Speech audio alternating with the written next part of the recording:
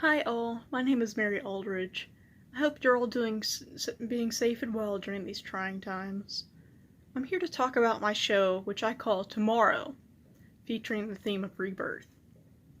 Now, I'm a spatial artist, and I take inspiration from mythology, animals, and storytelling. Most, if not all, of those things you'll see in my show, I try to put in all three. But personally, I have not perfected the storytelling aspect yet, so that's why I'm here, to illustrate to you exactly what I mean to portray in this show. I found my focus centered around rebirth for most, if not all, of my NKU education. It's personally a way to take hope out of otherwise hopeless situations, and something that I wish to spread to other people, especially during these times. When I was building this theme, it came from climate change, pollution, and all of the horrible things that human beings have done to this world. So this came way before COVID-19, but honestly, with COVID, it becomes even more prevalent, all the more important. After all, my goal with this theme was to feel a little bit of hope despite all the bad things going on.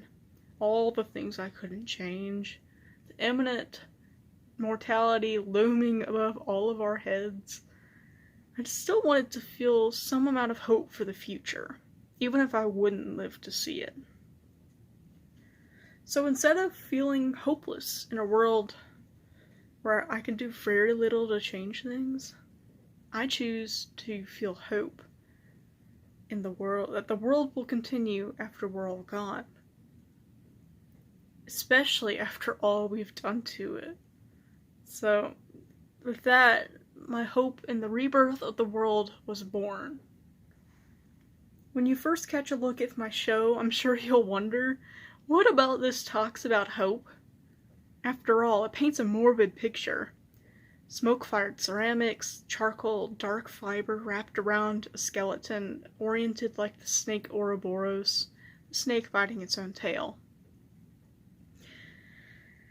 The reason I chose to make this piece this way was so it wouldn't disregard the somber nature of death, rather than going the happy-go-lucky way in the face of fear and sadness that death usually portrays. The subject itself, Ouroboros, is meant to be a blatant illustration of the circle of life and rebirth, which people who have studied mythology will recognize. The important part of rebirth is that there needs to be death for new life to come to the world. Morbid, yeah, but mortality is a part of life. Think about controlled fires. People set fire to fields and forests to create new life, and from the ashes, the new life takes nutrients from the previous generation. That's what I tried to convey here, with the Stellar's jay perched on the skeleton's hip, having a nest inside the human's ribcage. I know about death, personally, as both a human being and as a hunter.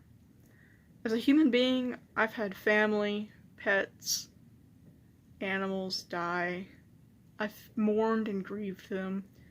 Back when I believed in God, I used to hope that they were living on in the great beyond.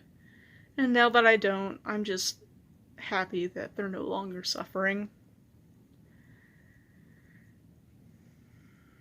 As a hunter in particular, I contribute to the circle of life to provide for my family. And when I walk in the woods, I see the remains that mark animals doing the same thing. Death is common in this world. But once I came across a picture of a bird making a nest in a deer's ribcage, which you can imagine was the inspiration for this show. That image made things click for me. As someone who likes to use bones to respect and immortalize animals in the memory of animals that have lived before, this was a mark that other animals do the same. Rather than shy away from death like most humans do, animals will use that death to bring new life, just as I would bring home meat to my family, to feed my family. That's the important part here. The world, Earth, it's not afraid of death. Humans go scrambling about to save animals on the brink of extinction, and to clone animals that have already gone extinct. Earth, on the other hand, makes new life from what it's lost. It learns and adapts like any living being. Earth gives her creatures challenges to overcome, and if they lose, then that's an opportunity for a new life to be born and survive.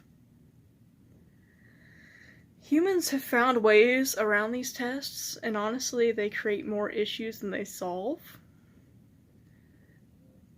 But one day it'll stick, and humans will no longer be around. I know that humans don't like to talk about death, especially that of themselves or loved ones, but I content myself with it. I content myself with that reality. Humans, myself included, have done little to change what we've done to the world.